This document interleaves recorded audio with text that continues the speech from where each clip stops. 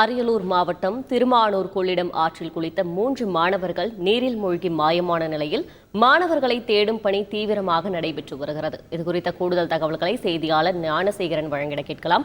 வணக்கம் ஞானசேகரன், மாணவர்களை தேடும் பணி எப்பொழுதிலிருந்து நடைபெற்று வருகிறது? நீரில் மூழ்கிய மாணவர்களின் விவரங்கள் ஏதேனும் தெரியுமா? முழு விவரங்களை பதிவு செய்யுங்கள்.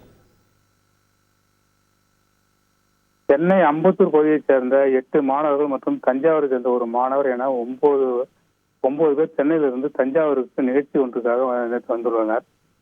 இந்த நிலையில் திரும்பி செல்லும் வழியில் திருமானூர் கொள்ளிடம் ஆற்றின் பாலத்தின் கீழே குளிக்க வந்துள்ளனர். அப்போது பச்சைப்பெண் அந்த வந்த மாணவர்கள் ஒருவனான பச்சைப்பெண் என்ற மாணவன் ஆற்றில் உள்ள சூழலில் சிக்கி தவித்துள்ளார். அவரை காப்பாற்ற மற்ற மாணவர்கள் முயற்சி செய்துள்ளனர்.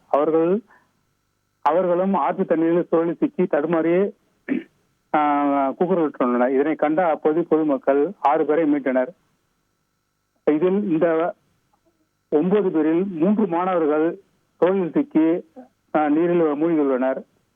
இதனை அறிந்த திருமானூர் போலீசார் மற்றும் தீயணைப்புத் துறையினர் விரைந்து வந்து மாயமான 3 மாணவர்கள் தேடி வருகின்றனர்.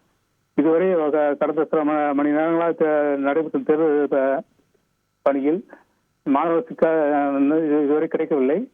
ஆனால் விரைவில் மீட்கப்படுவார்கள் என்று தீயணைப்புத்துறையினர் தெரிவித்துள்ளனர். விவரங்களுக்கு நன்றி ஞானசேகரன்.